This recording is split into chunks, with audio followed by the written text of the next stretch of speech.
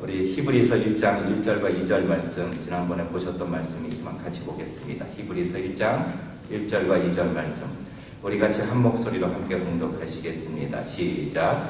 옛적에 선지자들로 여러 부분과 여러 모양으로 우리 조상들에게 말씀하신 하나님이 이 모든 날 마지막에 아들로 우리에게 말씀하셨으니 이 아들을 만유의 후사로 세우시고 또 저로 말미암아 모든 세계를 지으셨느니라.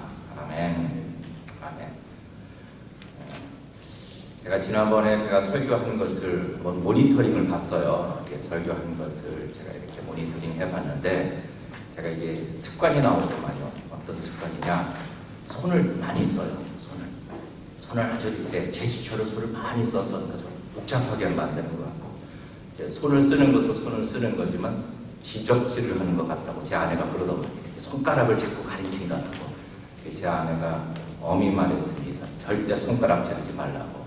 제가 그걸 잘 마음에 담아두고, 그렇다고 이제 손을 또 주머니에 넣고 하기도 그렇고, 그래서 이제 강대상을 딱 붙잡고 설교를 해보려고 합니다. 그러니까 이게 사람은 자기를 이렇게 모니터링을 좀 해봐야 돼요. 그러니까 하나님께서 저희들 삶을 모니터링할 수 있도록 무엇을 주셨는가? 그걸 성경을 주신 거죠. 우리 삶이 어떠한가 비춰보라고 성경을 주신 겁니다.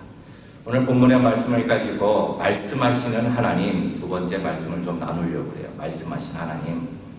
도대체 하나님께서는 우리에게 말씀을 하시는데 이 말씀을 하신다는 이 의미가 무슨 뜻인가? 좀 더 정확하게 말하자면은 하나님께서는 이미 성도에게 말씀을 주셨고 그 주신 말씀으로 계속 말씀하고 계신다라는 표현이 좀 더 정확한 표현일 것입니다. 도대체 왜 하나님은 우리 성도에게 또한 말씀을 주셨는가? 어떤 유익이 있기에 하나님의 영원하시고 확실하시고 완전한 그 말씀을 우리에게 주셨는가? 이 말씀을 좀 나누기를 원합니다. 성경 중에 모든 말씀들이 다 중요하지만 특히 이 히브리서 말씀은 지금 이 땅을 사는 성도들, 이 세상을 성도들에게 아주 중요한 말씀이 되는 거죠.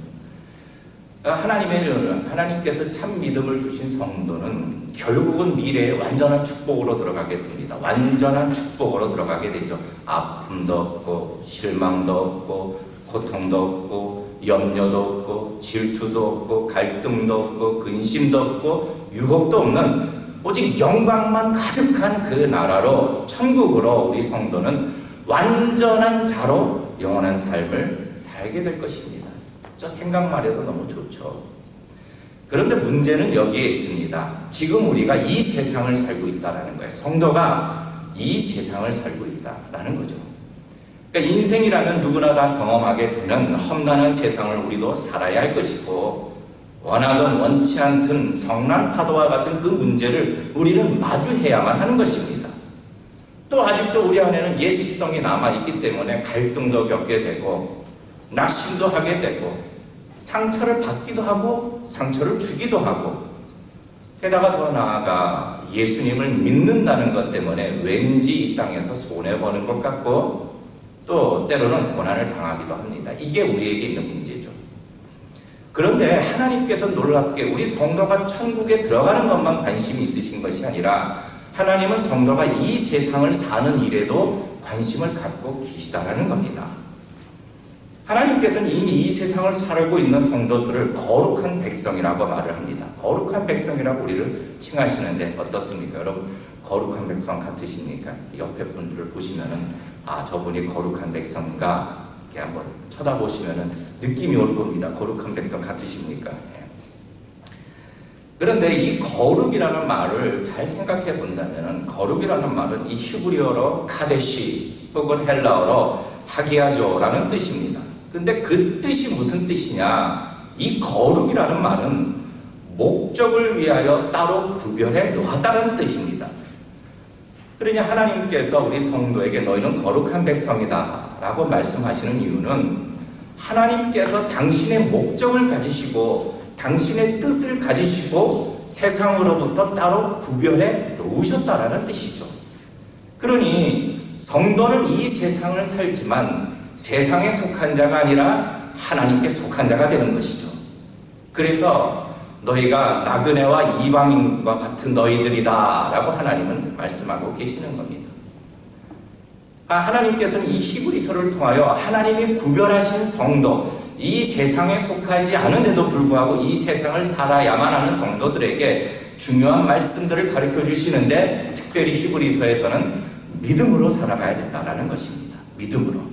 하나님의 성도는 믿음으로 살아가야 된다는 것을 반복해서 가르쳐 주고 있는 것이죠. 톨스토이 작품에 보면 사람은 무엇으로 사는가라는 작품이 있는 걸로 압니다. 사람은 무엇으로 사는가? 어떤 사람은 돈으로 사는 것이다. 또 어떤 사람은 무슨 사랑으로 사는 것이다. 어떤 사람은 권력으로 사는 것이다. 이렇게 사람마다 자기가 생각하는 대답이 있겠지만, 하나님께서 거룩한 백성이라고 부르시는 성도는 하나님이 말씀하실 때 이 땅을 살아갈 때에 믿음으로 사는 것이다 라고 가르쳐주고 계시는데, 그러면 성도가 믿는 것이 무슨 불확실한 것, 확실치 않는 것, 사실이 아닌 것, 이런 것을 그냥 무작정 믿는 것인가? 그렇지 않다라는 겁니다. 성도가 믿는 것은 바로 하나님의 말씀을 믿는 것이기에 확실한 것이죠. 그래서 하나님께서는 히브리서에서 믿음으로 살아가라 라고 말씀하시면서 더불어 하나님의 말씀에 대한 강조가 반복해서 나오고 있는 겁니다. 반복해서. 오늘 제일 먼저 등장하고 있는 히브리서 1장 1절과 2절 말씀에도 하나님이 옛적에 이미 말씀하셨고, 그리고 이 모든 날 마지막에 그 아들로 말씀하셨다라고 강조하고 계시는 거고, 더불어 우리가 잘 아시는 말씀 히브리서 4장 12절 말씀입니다. 여러분 나눠드린 프린터에 있는데 히브리서 4장 12절 말씀, 이 말씀도 아주 중요한 말씀으로 우리가 잘 알고 있죠. 같이 읽으실까요? 시작. 하나님의 말씀은 살았고 운동력이 있어 좌우의 날선 어떤 검보다도 예리하여 혼과 영과 및 관절과 골수를 찔러 쪼개기까지 하며 또 마음의 생각과 뜻을 감찰하라 라고 감찰하니 말씀을 하시는 거예요. 그러니까 그만큼 믿음으로 사는 것에 대해서도 강조하시지만 더불어 하나님의 말씀에 대해서도 강조하고 이야기하고 계시는 것이죠. 다시 말해 이 땅을 성도는 믿음으로 살아가야 되는데, 이 믿음으로 사는 삶의 출발은 무엇을 믿는 것에서 출발하는 것이냐? 하나님의 말씀을 믿는 것에서 출발하는 것이 성도의 삶이라는 겁니다. 구별된 거룩한 자의 삶이라는 것이죠. 이것이 바로 성도가 이 땅을 살아가는 아주 중요한 자세가 되는 것입니다. 그런데 하나님을 말씀하시는 분이 분명히 맞습니다. 그러나 이 부분에 대해서 오해가 있어서는 안 돼요. 오해가. 우리가 히브리서 1장 1절과 2절 말씀에 하나님이 말씀하신다라는 이 말씀에 대하여 오해하지 말라고 가르쳐 주시는 것이 있습니다. 요새도 그런데 어떤 분들이 요즘도 하나님께서는 선지자들을 세우거나 사도들을 세워서 지금도 마치 예전처럼 말씀하고 계신다라고 주장하는 이들이 있습니다. 하나님이 직접 말씀하신다. 그러니까 한마디로 하나님께서 직통계시로 자기들에게 말씀하고 계신다. 거짓 선지자나 모든 이단들의 공통된 특점이 자기가 직접 하나님으로부터 말씀을 받았다라는 거예요. 그래서 그 받은 말씀에 대하여 너희들도 순종해라. 천사로부터 나는 계시를 받았으니 내가 받은 그 계시를 너희는 다 따라야 된다라는 겁니다. 이것이 오늘날 이단들이 공통적으로 얘기하는 것이, 하나님이 직접 자기에게 얘기했으니 너희들도 다 따라야 된다는 거죠. 그런데 히브리서 1장 1절 말씀에 하나님이 말씀하신다라는 이 표현은 분명히 과거형으로 이미 옛적에 여러 방법으로 말씀하셨다라고 사용하고 계시고, 1장 2절의 말씀도 이 모든 날 마지막에 아들로 우리에게 말씀하셨다라고, 이 단어 말씀하셨다, 이 엘랄레센이라는 이 헬라어 시제도 단순 과거형입니다. 과거형. 이미 하나님께서는 말씀을 하셨다라는 겁니다. 그런데 우리가 영어 성경을 보면은 이것이 현재 완료형으로 돼 있어요. 이미 말씀을 완성하셨는데 이것이 어떻게 지금까지 우리에게 지속적으로 완성된 계시가, 완성된 말씀이 우리에게 이어져 오고 있다라는 것을 이야기하고 있는 것이죠. 그렇기 때문에 중요한 것은 하나님께서 이 성경으로 완성시킨 이 계시 이외에 다른 계시는 없다라는 것을 가르쳐주고 있는 것입니다. 왜요? 그의 아들로 말미암아 이미 완성되었다라고 얘기하고 있는 것이죠. 이것을 전문 용어로 규범적 계시라고 합니다. normative revelation. 이 규범적 계시는 하나님께서 우리에게 주신, 우리 성도에게 주신, 인간에게 주신 규범적 계시는 이제 이 성경으로 완성되었다라는 것을 가르쳐주고 계시는 거예요. 물론 오늘날에도 하나님께서 개인적으로 당신의 뜻을 각자에게 가르쳐 주실 수가 있으십니다. 어떤 중요한 일들을 결정할 때나 또 어떤 뜻들을 또 따라갈 때에 하나님께서 개인적으로 기도할 때 성경 말씀을 통해서 가르쳐 주실 수도 있는데, 이것은 극히 개인적인 것이죠. 그러니까 책임도 개인이 지는 것이고, 그것을 가지고 너희도 따르라고 다른 사람에게 강요해서도 안 된다는 것이죠. 게다가 그것마저도 하나님의 뜻이 아닐 수도 있다는 겁니다. 제가 대학생 때에 저희 대학처, 우리 그 교회, 본교회 대학처에 한 200명 되는 학생이 있었는데, 그때 그 담당 전도사님께서 저한테 얘기를 하시더군요. 성택 형제가 좀 대학처 리더를 맡아줬으면 좋겠습니다. 그런 얘기를 하는데, 순종해달라. 이게 마음에 너무 큰 고민이 되는 거예요. 나는 성경도 아직 잘 모르고 인격도 안 된 것 같고 능력도 없고 너무너무 고민이 되는 거예요. 고민하면서 기도하면서 하나님 어떻게 해야 되나요? 하는데 그 와중에 하나님께서 제게 쭉 말씀을 보다가 생각나시게 한 사건이 있었습니다. 어떤 사건이냐? 오병이어의 사건을 가르쳐 주시더군요. 그러니까 물고기 5마리와 보리떡 2개. 예. 맞나요? 아니죠. 보리떡 5개요. 물고기 2마리. 이게 맞죠? 오병이어. 예. 여러분 좋으시는가 싶어서 한번 테스트 해본 겁니다. 근데 이제 이 말씀을 하나님께서 저에게 생각나게 하시면서 하시는 말씀이, 저에게 주시는 마음이, 네가 비록 연약하고 작고 보잘것없어도 그것을 주님께 가져오면 주님이 그것을 통하여 크게 사용하실 것이다 라는 마음을 주시더군요. 그래서 저는 이 마음을 가지고 이것이 하나님의 뜻이라고 생각하고 전도사님께 가서 전도사님, 리더로 순종하겠습니다. 그렇게 말씀을 드렸는데, 만약에 반대로 제가 먼저 이 생각을 해가지고 전도사님한테 가서, 전도사님은 생각도 하지 않고 있는데, 전도사님, 하나님이 어저께 제게 이렇게 말씀하셨습니다. 제가 꼭 리더를 해야만 합니다. 라고 전도사님께 강요할 수 없다라는 거죠. 왜요? 그거는 하나님이 개인적으로 저한테 주신 것이고, 그것이 맞을 수도 있고 틀릴 수도 있는데, 그것을 다른 사람에게 강요해서는 안 된다는 거죠. 만약에 정말로 하나님의 뜻이라면 그 전도사님에게도 하나님의 감동을 주셨고 먼저 저에게 그렇게 말씀을 하신다는 거예요. 이런 일들이 많이 있습니다. 실제로 제가 이제 대학생 때 그 간사 시절에 후배들이 와서 저한테 아주 골치 아픈 일이 있었어요. 아주 골치 아픈 일이 뭐냐, 막 그때 이제 대학생들 가운데 하나님의 음성을 듣는 법, 막 이런 게 유행했어요. 하나님의 음성을 듣는 법. 근데 이런 걸 주로 어디에 쓰느냐? 자기 배우자를 찾는 데 많이 써요. 그래서 저한테 와서 하는 말이, 그렇게 기도했더니 하나님께서 어떤 자매를 저한테 배우자로 삼으라고, 결혼하라고 말씀하셨다는 거예요. 그게 무슨 얘기냐? 그랬더니 성경을 열니 자꾸 그 자매의 얼굴이 성경에서 나오더래요. 자꾸 나오더래요. 기도를 하니 기도 속에서, 머릿속에서 맴도는 게 그 자매의 얼굴도 맴돌고, 그 자매의 이름 석자도 맴돌고, 결혼이라는 그런 글자도 맴돌고, 계속 맴돌대요.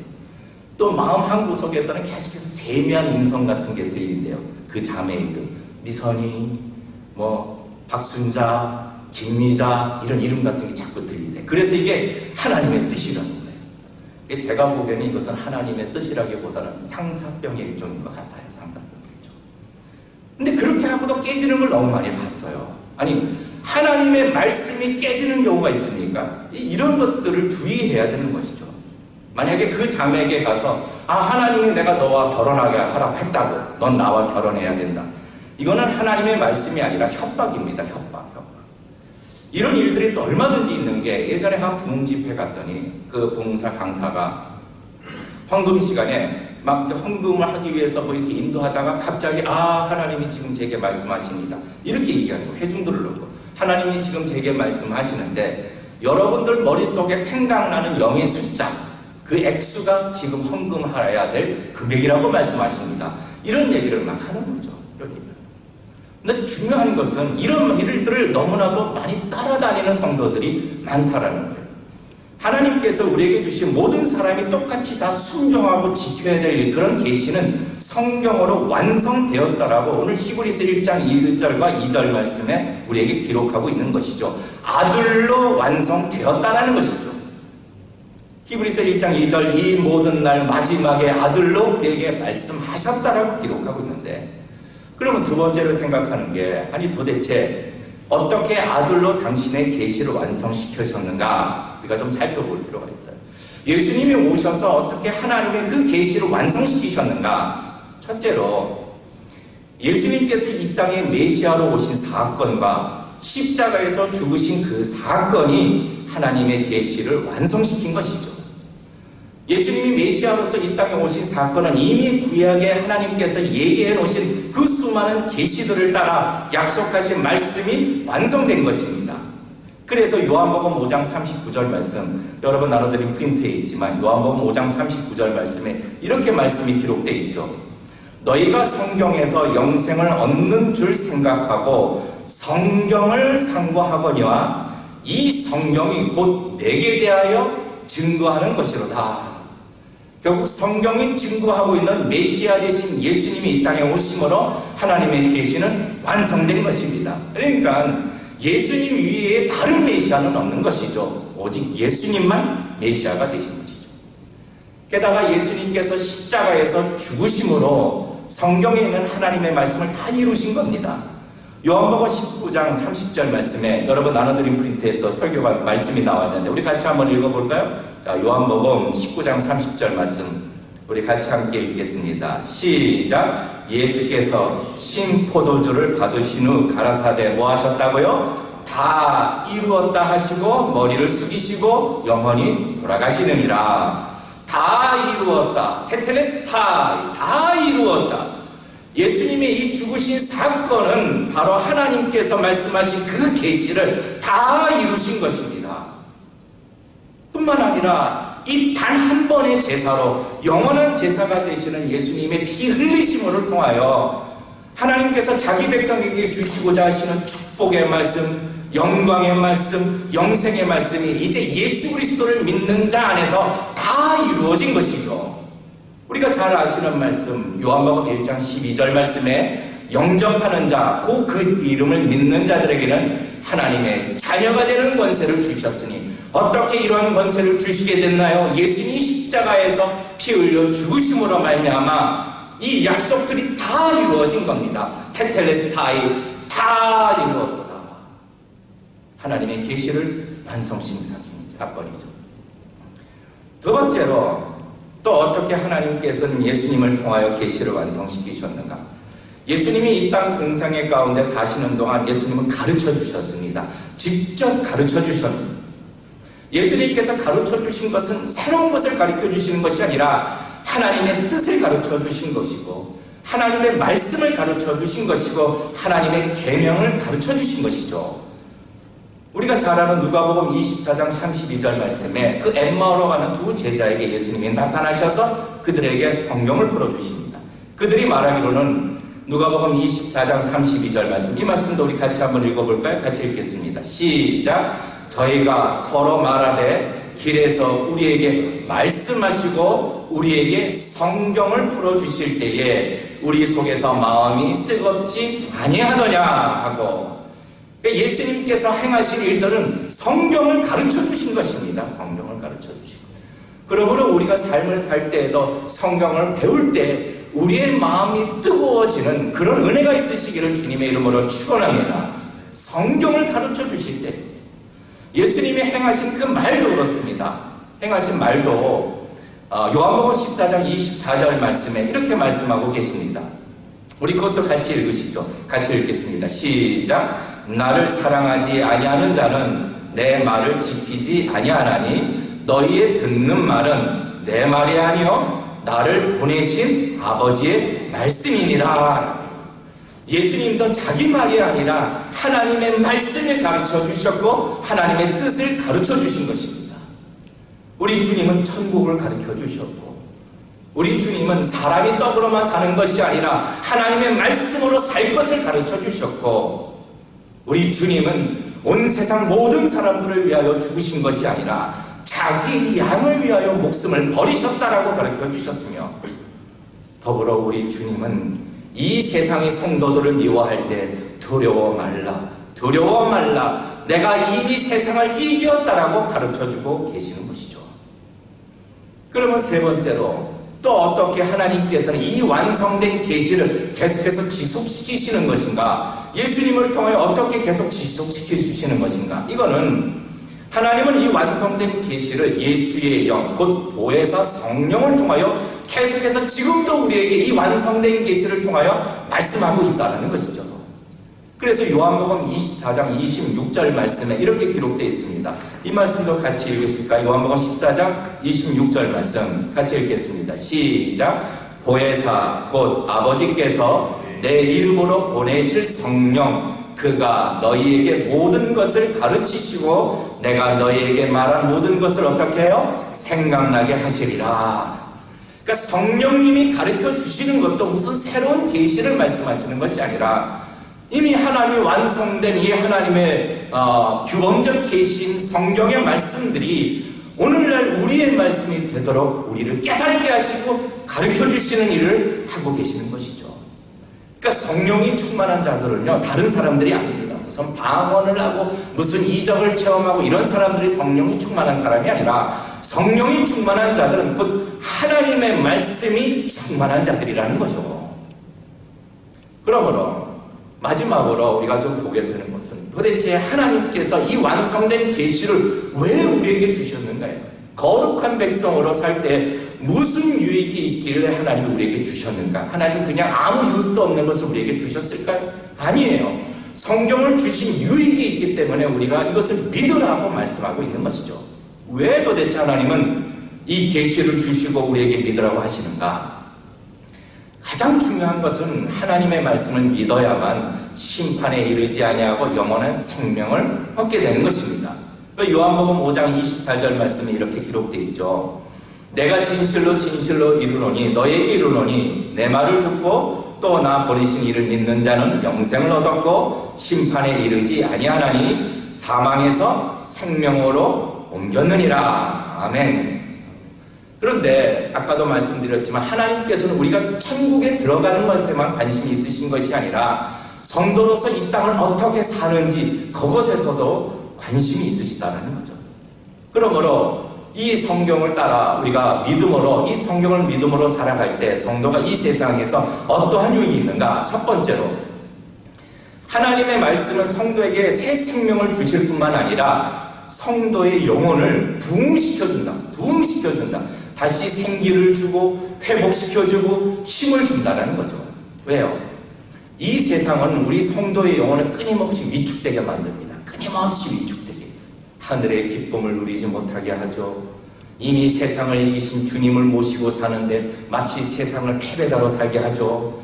하나님보다 문제를 더 크게 보게 하고 눈앞에 있는 일들로 넘어지게 하고 악인들이 잘 되는 것을 자꾸 보게 해서 난 뭔가 이런 패배자로 살게 하고 절에 다니면 더 잘 되는 것 같고 세상은 계속 이런 것을 보여주고 있는 것입니다. 계속 보여줍니다. 속삭입니다. 세상이 더 달콤하다라고 이야기하고 있는 것이죠. 이렇게 세상은 성도의 영혼에 계속해서 힘을 빠지게 하고 위축되고 하게 하는데 이런 세상을 살아갈 때 하나님께서는 말씀을 통하여 그 자체에 있는 능력을 통하여 우리를 부흥케 하시는데 우리가 읽으셨던 히브리서 4장 12절 말씀에 하나님의 말씀은 살았고 운동력이 있다라고 하시는 거죠. 그러니까 하나님 말씀 자체에 권세가 있고 능력이 있다는 겁니다. 아무리 강팍한 마음이 있다 할지라도 하나님의 말씀은 그 마음을 부드럽게 하고 아무리 메마른 영혼이라 할지라도 하나님 그 말씀 자체가 우리에게 척척히 젖는 은혜의 단비를 주시는 것이고 하나님 말씀 그 자체의 권세와 능력이 다시 일어설 수 있는 힘과 능력을 주신다는 거죠. 하나님의 말씀에는 천지를 창조하신 능력이 있다라고까지 하십니다. 히브리서 11장 3절 말씀에 우리 같이 한번 읽어볼까요? 히브리서 11장 3절 말씀입니다. 같이 읽으시겠습니다. 시작. 믿음으로 모든 세계가 하나님의 무엇으로 지어졌다고요? 말씀으로 지어진 줄을 우리가 아나니 보이는 것은 나타난 것으로 말미암아 된 것이 아니니라. 하나님의 말씀의 권세와 능력은 창조의 능력까지 있는 것입니다. 뿐만 아니라 예수님께서 공생의 기간에 금식하신 후에 사단에게 시험을 받으실 때 무엇으로 이기셨나요? 예수님은 어떤 것으로도 이기실 수 있으십니다. 그런데 우리에게 가르쳐 주신 것이 있어요. 가라사대, 가라사대, 가라사대. 하나님의 말씀을 가지고 사단의 유혹을 물리치신 것을 우리에게 보여주신 것이죠. 왜요? 그 말씀에 능력이 있기 때문이라는 거죠. 하나님의 말씀에는 창조의 능력이나 사단의 유혹을 이길 능력뿐만 아니라 치유하시는 능력도 있다고 말씀하십니다. 치유하시고 위로하시는 능력. 시편 119편 50절 말씀에 이렇게 기록되어 있습니다. 이 말씀도 우리 같이 읽겠습니다. 시편 119편 50절 시작. 이 말씀은 나의 곤란 중에 뭐라고요? 위로라. 주의 말씀이 나를 살리셨다. 주의 말씀이 나를 살리셨다. 주의 말씀이 나를 살리셨다라고 얘기하고 있는 것이죠. 정말로 위로가 필요하시고 정말로 힘이 필요하시고 정말로 격려가 필요하시면은 사람에게 가는 것이 아니라 하나님 말씀을 열고 그 말씀 앞에 머무는 자가 되시기를 주님의 이름으로 부탁드립니다. 주님의 말씀이 나를 살리셨다라고 고백하고 있는 것이죠. 뿐만 아니라 이러한 이 주님의 말씀에 대한 능력이 우리 성도에게 힘을 주시고 고통스럽고 복잡한 성도의 영혼에게 평강과 힘과 용기를 주셔서 우리의 영혼을 다시 소성케 하는 겁니다. 부흥시켜 주시는 거죠. 시편 19편 7절 말씀에 여호와의 율법은 하나님의 말씀은 완전하여 영혼을 소성케 한다고 말씀하고 있는 것입니다. 목사님은 맨날 뻔한 얘기만 한다고 맨날 말씀 보라 기도하라. 여러분, 제가 하나 배운 것이 있습니다. 제 딸아이가 이 다이어트를 아주 잘해요. 아주 전문가. 여러분도 이미 보셨겠지만. 제가 제 딸아이에게 물어봤어요. 야, 딸아, 아빠도 이 아랫배가 좀 많이 나오는데 어떻게 하면 이 아랫배를 뺄 수 있냐? 물어봤더니 이렇게 얘기하더만. 먹는 것 조절하고요. 운동하세요. 뻔한 얘기를 하는 거예요. 근데 그게 정답이죠. 하나님의 말씀 앞에 머무는 건 뻔할지 모르지만 그게 정답이고 하나님 앞에 기도하는 건 뻔할지 모르겠지만 그것이 정답이라는 겁니다. 그러므로 우리가 살면서 마음이 영 답답하고 갑갑하고 강팍하고 메마를 때 기쁨이라는 것을 찾아볼 수 없을 때 여러분 하나님께서 주신 정답 하나님의 말씀을 열고 가까이 하고 그 말씀을 믿는 믿음으로 살아가야 하는 것입니다. 두 번째, 하나님께서는 우리 성도에게 이 말씀을 주셔서 어떤 유익이 있게 하는가? 하나님께서 우리를 거룩한 백성이라고 말씀을 하셨습니다. 하나님의 뜻 가운데 우리를 구별하여 세우신 것이죠. 그러면은 이 구별하여 세운 하나님의 성도들이 어떻게 살아야 하는지를 분명하게 가르쳐주고 계신다는 거죠. 우리가 디모데후서 3장 16절 말씀 잘 아시는 말씀이죠. 디모데후서 3장 16절 말씀. 우리 거기 나와 있으니 같이 한번 읽어보실까? 읽겠습니다. 시작. 모든 성경은 하나님의 감동으로 된 것으로 교훈과 책망과 바르게 함과 의로 교육하기에 유익하니. 성경은 우리가 어떻게 살아야 하는지 그 삶의 방향을 가르쳐주고 있습니다. 이 세상은요 너무나도 어지러워요. 무엇이 참이고 무엇이 거짓인지 분별할 수가 없어요. 어떻게 살아야 하는가 수없이 우리는 물어보고 있습니다. 제가 이제 대학원을 졸업하고 이제 직장을 들어갈 때 제가 이제 대학원은 화공학과 케미컬 엔지니어링을 했습니다. 이제 그때 직장에 들어가기 위해서 이렇게 준비를 하고 있는데 마침 두 군데서 연락이 왔어요. 두 군데서. 한 군데서는 이제 다 들으면 아시는 대기업에서 연락이 왔어요. 대기업. 근데 그 대기업은 또 제 직속 선배가 책임자로 있기 때문에 제가 서류만 넣으면은 바로 그냥 탁 합격하는 거예요. 탁 합격하는 거예요. 거기다가 대기업이다 보니까 뭐니 해도 뭐가 많을까요? 머니가 많아요. 뭐니 해도 머니가 많아요. 짭짤해요. 연봉이 아주 짭짤해요. 그런데 마음에 딱 하나 걸리는 것이 지방에 있고 제가 주일마다 내려가야 된다는 사실이에요. 저는 그때 마음에 하나님께서 제게 주신 은혜가 너무나도 커서 하나님 이 교회를 내게 주신 이 교회를 섬기고 싶습니다. 대학생 때 그런 이야기를 많이 했는데 그 직장을 지금 가야 되는 입장에서 보니까 이 대기업에서 저한테 돈을 많이 줄 테니 바로 취업이 되니 내려오라는 거예요. 그러니까 마음에 걸림이 되는 겁니다. 근데 그때 마침 또 한 군데서 연락이 왔어요. 온 곳은 어디냐? 조그마한 중소기업입니다. 근데 중소기업이고 여기는 가서 제가 면접도 봐야 되고 시험도 봐야 되고 하는 것이에요. 근데 서울입니다. 서울. 중소기업이다 여기 보니까 뭐니 해도 머니가 조금 작아요. 그래서 고민을 하게 되죠. 딱 결정했으면 좋겠는데 고민을 하게 된 거예요. 하나님 어떻게 하면 좋겠습니까? 근데 하나님께서 제게 주시는 말씀이, 생각나는 말씀이, 늘 수지 맞았다고 제가 얘기하는 말씀이 마태복음 6장 33절 말씀에 너희는 먼저 그의 나라와 그의 의를 구하라 라는 하나님의 말씀을 또 제게 이렇게 주시는 거예요. 하나님의 이 성경에 있는 말씀은요, 우리가 어떻게 살아야 하는지, 무엇을 선택해야 되는지 다 가르쳐주고 계시다는 거예요. 그러면 그 중소기업을 택한 결과 잘 되었느냐 안 되었느냐 꼭 이거 물어보시는 분이 계시는데 뭐 그게 중요한 것이 아니라 내가 왜 그 작은 직장을 선택해야 했는가, 그 마음을 하나님께서 보신다는 게 중요하다는 거죠. 하나님께서는 우리 성도가 이 세상을 살 때 옳은 길로 살아가고 하나님을 기뻐하시는 길로 살아갈 수 있도록 이 성경은 우리에게 가르쳐주고 있다는 겁니다. 교훈과 책망과 바르게 함과 의로 교육하게 유익하다. 많은 사람들이 그래, 나는 하나님 뜻 알고 싶다고, 하나님 뜻 알고 싶다고. 여러분, 하나님 뜻이요? 항상 기뻐하는 것이 하나님의 뜻입니다. 무슨 일이 있어도 기뻐하는 것이 하나님의 뜻입니다. 기도하는 것, 이거 하나님의 뜻입니다. 그리고 무슨 일이 있어도 감사하는 것, 내게 주신 생명과 구원으로 감사하는 것, 항상 기뻐하라, 쉬지 말고 기도하라, 범사에 감사하라. 이는 그리스도 예수 안에서 너희를 향하신 하나님의 뜻이니라 라고요.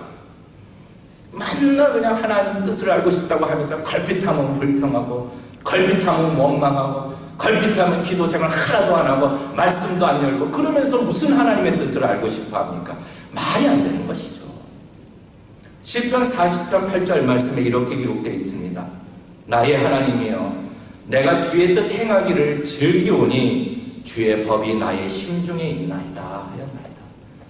하나님의 말씀이 우리 심중에 있을 때에 우리는 하나님의 뜻 행하기를 즐거워할 수 있게 되는 것이죠.